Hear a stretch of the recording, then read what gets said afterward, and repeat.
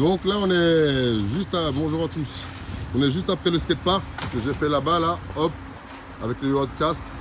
Et je viens de revenir, il faut checker la bête, quand même, faire un petit truc, un petit contrôle visuel. Donc la bête a morflé. Hein. Elle a morflé.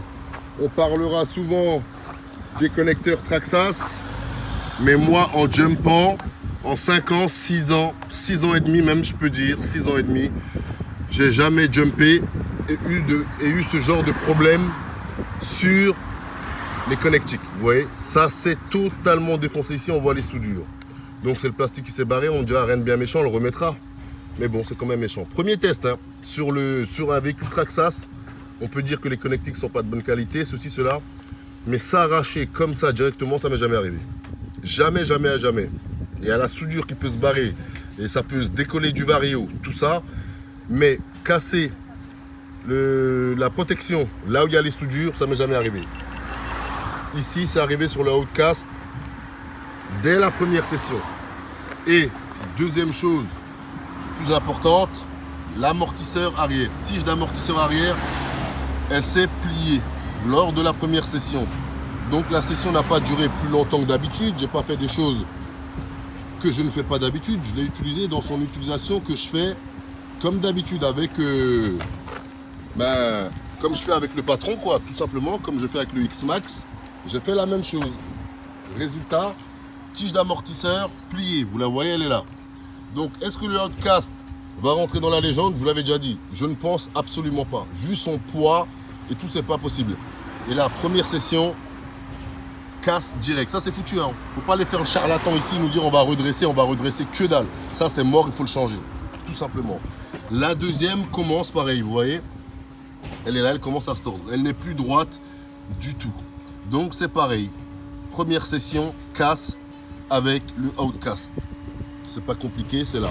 J'invente rien. Tout est là, devant vous. Donc c'est important de le dire.